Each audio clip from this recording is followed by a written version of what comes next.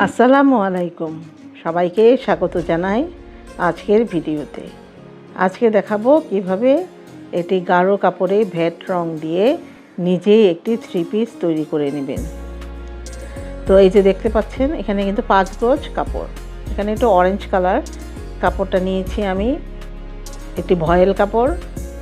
এটা সরাসরি আমি রঙিন কাপড়টাই কিনেছি বাজার থেকে। এটাকে অবশ্যই কিন্তু ভালোভাবে ধুয়ে মার ছাড়িয়ে নেবেন। এই ভয়েল কাপড়ে লবণ দিয়ে পানিতে ভিজিয়ে রাখলে মারটা উঠে যাবে, আর ভ্যাট রঙে সাধারণত শুধু ওয়াশ করলেই হয়ে যায়। তো যেহেতু আমি ভ্যাট রঙে করব, আর প্রশিয়ান রঙে কিন্তু এই গাঢ় কালারে আপনি টাইডাই বাটিক করতে পারবেন না। আর ভ্যাট রঙে আমি আজকের এই কাজটি করব। এই যে দেখুন আমি একটি গোল গোল ডিজাইন এঁকে নিচ্ছি। জামাটার মাঝখানে হবে গোল গোল ডিজাইন এবং পাশে হবে লম্বা একটি স্ট্রেপ। তো এইভাবে একটু কিন্তু মার্কিং করে নিতে হবে।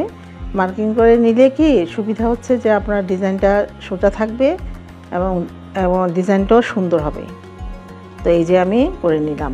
আর এখানে নিয়েছি ওড়নাটাও বাজার থেকে কেনা, যে পেঁচানো অবস্থায় ছিল।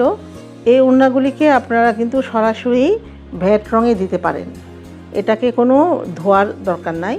বাজারে যে কিনতে পাওয়া যায় সেই পেঁচানো অবস্থাতেই আমি এটাকে বেঁধে নিব এবং নিচে দিব একটু প্লেন থাকবে এরকম অর্ধেক করে। তো আপনারা যেভাবে ইচ্ছা বেঁধে নিতে পারেন ডিজাইন। তো এই যে দেখুন নিচে থাকবে খোলা আর উপরে থাকবে এরকম ছিঁড়ি ছিঁড়ি। আর সালোয়ার কামিজ একই রকম কোঅর টাইপের, মানে একই রকম সালোয়ার কামিজ। তো এই যে আমি এটাকে আজকে ভ্যাট রঙে দিব। তো বাঁধা হয়ে গেল। আর এই যে এখন দেখুন যে ডিজাইনটাকে কীভাবে বাঁধবো। এটাকে সেলাই করেও বাঁধা যাবে। তো আমি সেলাই করে বাঁধিনি, না বেঁধে এরকম সোজা করে ধরে এরকম খুব সুন্দরভাবে সমান সমান করে এরকম বেঁধে নিলে একটা রাউন্ড ডিজাইন চলে আসবে। আর যদি আপনারা এরকম রাউন্ড ডিজাইনটা এরকম আমার মতো না পারেন, তাহলে সেলাই করে নেবেন। সেলাই করে নিয়ে যখন টান দিবেন তখন সেলাইটা ডিজাইনটা গোলই হয়ে যাবে। তো এরকম খুব শক্ত করে আমি বেঁধে নিব। তো এখানে আমি 2 ধরনের ডিজাইন দিয়েছি। একটা দিয়েছি একদম সবটাই একটা স্ট্রেপ হবে, একটা রাউন্ড, আরেকটাতে হবে 2টা রাউন্ড। তো আমার সাথেই থাকুন, দেখতে থাকুন কী পদ্ধতিতে আমি এই ভিডিওটি ভ্যাট রং দিয়ে করছি। আর আমার ভিডিওটি যদি আপনাদের ভালো লাগে অবশ্যই সাবস্ক্রাইব করবেন, লাইক কমেন্টস দিয়ে সাথে থাকবেন।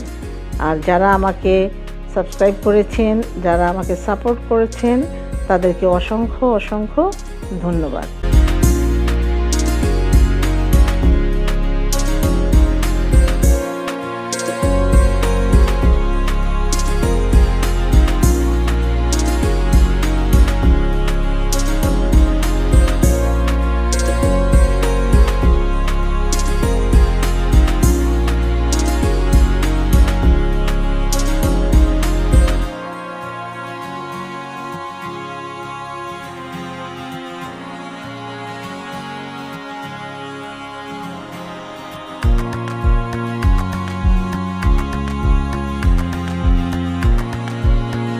এখন চলুন যে পাশের স্ট্রেপটা আমি কীভাবে বাঁধছি। এখানে একটি আমি বিশেষ পদ্ধতি ব্যবহার করেছি, যেহেতু একদম প্লেন কমলা রং আমি চেয়েছি, এই কারণে এখানে দেওয়া হয়েছে একটি পলিথিন কাগজ দিয়ে আমি পেঁচিয়ে নিয়েছি। তো আপনারা এভাবে পলিথিন দিয়ে পেঁচিয়ে নিতে পারেন, তাহলে ডিজাইনটি খুব ভালো হবে।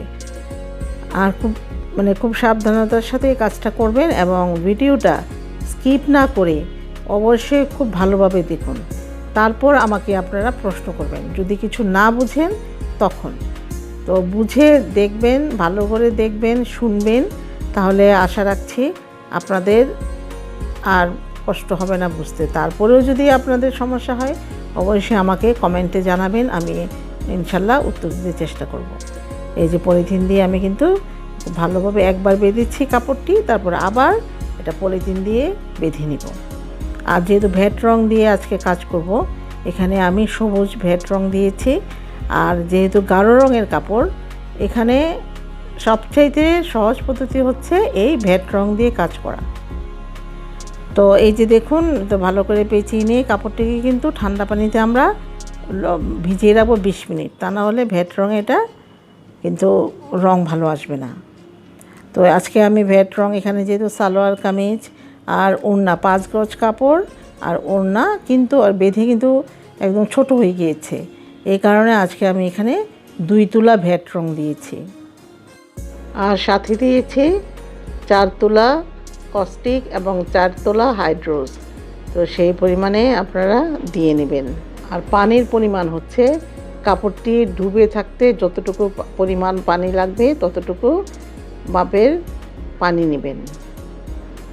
ফুটন্ত গরম পানিতে অর্থাৎ 80 থেকে 90 ডিগ্রি সেলসিয়াসে পানিতে প্রথমে হাইড্রোজ কস্টিক গুলিয়ে পরে আলাদা করে রঙটা গুলিয়ে আমরা মিশিয়ে নিব।